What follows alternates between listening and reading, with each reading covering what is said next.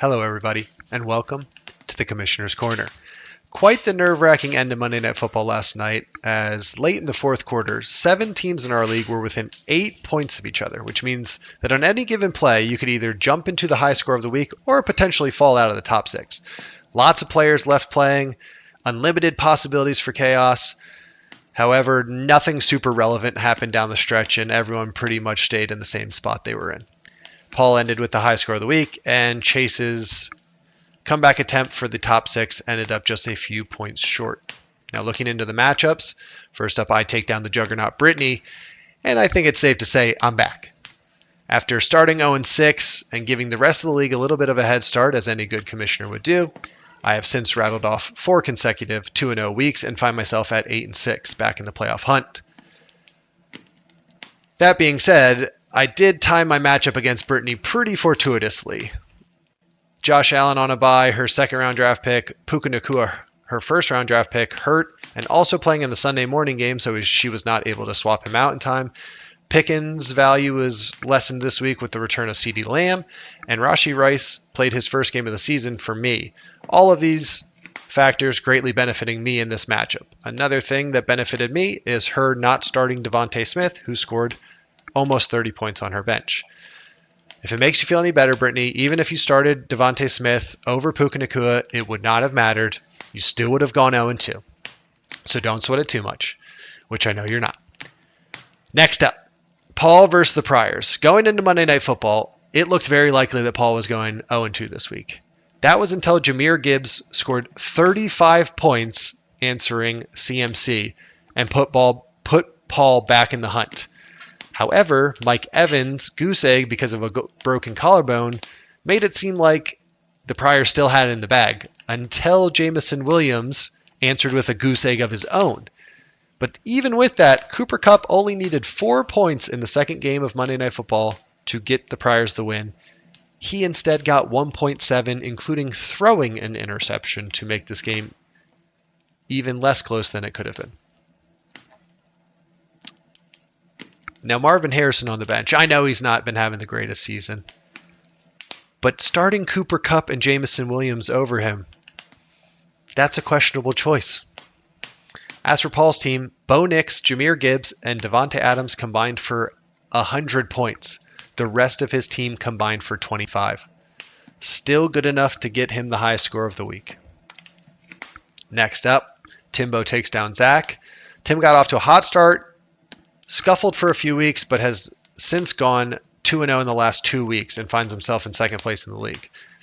Zach is mid-scuffle. His first and second round picks, Genty and Chase Brown, not performing like first and second round picks. That plus some injuries to Debo and Garrett Wilson. He's putting out a bit of a skeleton crew here, and the points show the results of that. He finds himself in 11th place, looking to turn things around. Tim's week largely boosted by his running back play and that of JSN, who is the wide receiver 1 on the season thus far. Good pickup by Tim in the 4th round. Next, the Paper Tigers go 2-0 once again, this week beating Brian by 0.8 points. Mahomes, good game with 26. Chris Olave had his first good game of the season. Jeff didn't even start a kicker, and he didn't need to. He still goes 2-0. 2-0 largely in part because of George Kittle returning after a 5-week injury absence, scored 0 points when all he needed was 1 point to get him the win. Now, Jonathan Taylor still going crazy. Javonte Williams still playing well. Brian's able to get the median point this week. Next up, Lou goes 1-1 this week because he drew the skip straw and got to play against the 83-point team. Skip's team not looking good. Saquon Barkley has struggled the last 2 weeks. The rest of his team just not putting up big numbers. His defense scored 18 points and he still barely cracked 80 as a team. Not good. And I don't see where he turns it around here. I don't know what his plan is. Maybe he's just going to try and get lucky at some point in the loser bowl, toilet bowl bracket. Or maybe he's just planning on enjoying some hot dogs at a baseball game. Wouldn't surprise me. As for Lou, Bijan has a good game.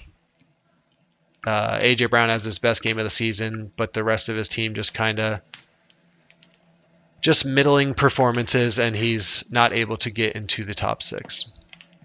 Last up, we have a game that going into Monday night looked like it was going to be close, but a down game from David Montgomery plus Charbonnet getting 2 touchdowns made this much less close of a matchup and actually gave Chase a chance to sneak into the top 6, but Charbonnet came up just a few points short. All of this resulted in a very close league. Other than Jeff, who somehow is in first place by 2 points, even though he has the 8th highest points for so far this season, which just seems statistically unlikely with the addition of the median point, but somehow there he is.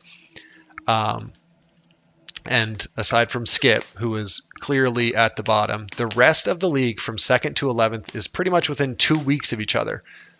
Lots of potential movement to be had, and we'll see how things go on the next Commissioner's Corner.